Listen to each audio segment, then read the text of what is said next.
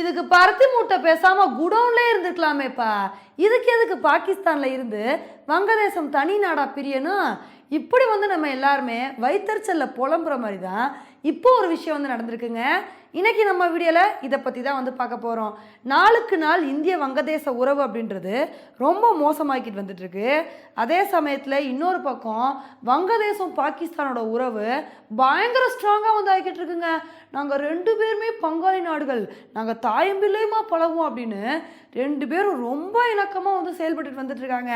அந்த வகையில் இப்போ பங்களாதேஷ் என்ன சொல்லியிருக்காங்க அப்படின்னா, நாங்கள் பாகிஸ்தானுக்காண்டி ஒரு பெரிய உதவியை பண்ண போகிறோம்.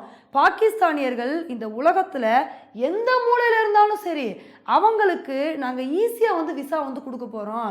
நீங்கள் எங்கள் நாட்டுக்கு வரணும் அப்படின்னா நீங்கள் தாராளமாக வரலாம். உங்களுக்கு கஷ்டமான ப்ராசஸ்ஸு இதெல்லாம் ஃபாலோ பண்ணி தான் எங்கள் நாட்டுக்கு வரணும் அப்படின்ற அவசியமே இல்லை. நீங்கள் விசாவை மட்டும் அப்ளை பண்ணால் போதும், உங்களை ஈஸியாக எங்கள் நாட்டுக்கு கூப்பிட்டு வந்துடுவோம் அப்படின்னு இது மாதிரி வங்கதேசம் சொல்லியிருக்காங்க. இப்போ இந்த ஒரு விஷயந்தான் இந்தியாவுக்கு ஒரு மிகப்பெரிய அதிர்ச்சியை ஏற்படுத்தியிருக்கு. இதை சொன்னோடனே அவங்க நாட்டுக்காரங்க பங்களாதேஷ்க்கு போனால் போயிட்டு போகிறாங்க. இதனால் நம்ம இந்தியாவுக்கு என்ன ஆபத்து அப்படின்னு தானே கேட்குறீங்க. உண்மையிலே இதனால் இந்தியாவுக்கு ஒரு பெரிய ஆபத்து வந்திருக்குங்க. ஏன்னா ஆல்ரெடி பாகிஸ்தான் எப்படியாவது இந்தியாவுக்கு எதிராக பயங்கரவாதத்தை ஏவி விட முடியாதான்னு கிடைக்கிற சான்ஸ் எல்லாத்தையுமே பயங்கரவாதிகளை ஊடுருவ வச்சுக்கிட்டு இருக்காங்க. இப்படி இருக்கும்போது பங்களாதேஷில் பாகிஸ்தான் மக்களுக்கான விசா இது எல்லாத்தையுமே ஈஸியாக கொடுத்து அங்கே என்ட்ரியை கொஞ்சம் சுமூகமாக்கிட்டாங்கன்னு வச்சுக்கோங்களேன். இது மூலமாக பங்களாதேஷில் பயங்கரவாதிகள் இருந்துக்கிட்டு நம்ம இந்தியாவுக்கு ஒரு மிகப்பெரிய அச்சுறுத்தலை கொடுக்க வாய்ப்பு இருக்குது. அதனால் இந்த விஷயத்தை இந்தியா கொஞ்சம் கவனமாக பார்க்கணுங்க. ஏன்னா மற்ற விஷயத்தில் பங்களாதேஷும் பாகிஸ்தானும் நல்ல உறவில் இருக்கட்டும், நம்மக்கிட்ட கூட வெங்காயமோ உருளைக்கிழங்கு வாங்காமல் பாகிஸ்தான்கிட்டயே வங்கதேசம் வாங்கிக்கிட்டோம். அதனால நமக்கு எந்த பிரச்சனையுமே இல்லை.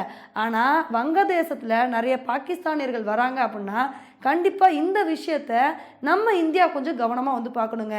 இல்லைன்னா இந்தியாவுக்கு பெரிய சிக்கலாயிரும். இந்த விஷயத்தில் அடுத்து இந்தியா என்ன நடவடிக்கை எடுக்கிறாங்க அப்படின்றத பொறுத்து பார்க்கலாம். ஆனால் இப்போ வங்கதேசத்தில் நடக்கிற விஷயங்கள் எல்லாத்தையுமே பார்க்கும்போது இது எல்லாமே ஒரு பிளான் மாதிரி தெரியுதுங்க. ஏன்னா பாருங்கள், ஷேக் ஹசீனா கரெக்டாக தன்னோட பதவியை ராஜினாமா பண்ணிட்டு இந்தியாவுக்கு வந்தாங்க. அதுக்கப்புறம் வங்கதேசத்தில் பல பிரச்சனைகள், வங்கதேச இடைக்கால தலைவரான யுனஸும் பாகிஸ்தானோட பிரதமர் ஷெபாஸ் ஷெரீஃபும் யுஎன்எஸ்சி மீட்டிங்கில் பேசிக்கிட்டாங்க. அப்போவே அவங்க ரெண்டு பேரும் என்ன சொன்னாங்க அப்படின்னா, நம்ம ரெண்டு நாடுகளோட உறவுகளை அடுத்த கட்டத்துக்கு கொண்டு போகணும், நம்ம ரெண்டு நாடுகளுமே நல்ல ரிலேஷன்ஷிப்பை வச்சுக்கணும்னு அப்போ அவங்க பேசினாங்க. அதுக்கப்புறம் வங்கதேசம் பாகிஸ்தான் மேலே வச்சிருந்த ரெஸ்ட்ரிக்ஷன்ஸ் எல்லாத்தையுமே கொஞ்சம் கொஞ்சமாக சுமூகமாக்கிட்டாங்க.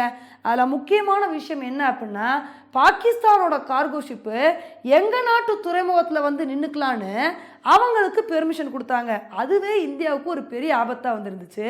இப்போ இதை தொடர்ந்து பாகிஸ்தானுக்காண்டி வங்கதேசம் என்னெல்லாம் பண்ண முடியுமோ அது எல்லாத்தையுமே இப்போ பண்ணிகிட்ருக்காங்க. இது நம்ம இந்தியாவுக்கு ஒரு பெரிய ஆபத்தாக வந்திருக்கு. ஏன்னா வங்கதேசத்தில் உள்ள இடைக்கால அரசும் இந்தியாவுக்கு எதிராகவும் பாகிஸ்தானுக்கு ஆதரவாக தான் இருக்காங்க. இன்னொரு பக்கம் வங்கதேசத்தில் உள்ள எதிர்கட்சியான பங்களாதேஷ் நேஷனலிஸ்ட் பார்ட்டியும் தொடர்ந்து இந்தியாவுக்கு எதிராக ஏதாவது கோஷங்கள் போட்டுக்கிட்டே தான் வந்திருக்காங்க. இவங்களோட எண்ணமே என்ன அப்படின்னா, பாகிஸ்தான் கூட எப்படியாவது நல்லுறவு வச்சுக்கணும், 1971 நடந்த விஷயத்தை அப்படியே மறக்கடிச்சிடணும் அப்படின்னா இவங்க குறிக்கோளாக வச்சு செயல்பட்டு இருக்காங்க. இப்படி இருக்கும்போது இந்த விஷயத்தை நம்ம இந்தியா எப்படி அணுக போகிறாங்க அப்படின்றத பொறுத்து பார்த்தா தாங்க தெரியும். இதெல்லாம் நடக்கிறத விட இந்த விஷயங்கள்லாம் நடக்கிற டைமிங்கை பார்க்கும்போது தான் நமக்கு ரொம்ப ஆச்சரியமாக வந்திருக்கு.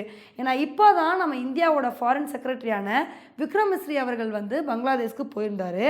அங்கே போய் முக்கியமான விஷயங்கள் எல்லாத்தையுமே பேசிகிட்டு இருக்கும்போது இப்போ இந்தியாவுக்கு எதிராக வங்கதேசம் இவ்வளோ பெரிய விஷயங்களை பண்ணுறாங்க பார்த்தீங்களா. இதெல்லாம் பார்க்கும்போது தான் ரொம்ப ஆச்சரியமாக வந்திருக்கு. இன்னும் வங்கதேசம் என்னெல்லாம் பண்ண போகிறாங்களோ தெரியல.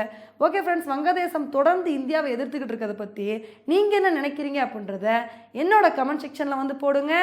இதே மாதிரி இன்னொரு வீடியோவில் உங்களை மீட் பண்ணுறேன். Bye friends.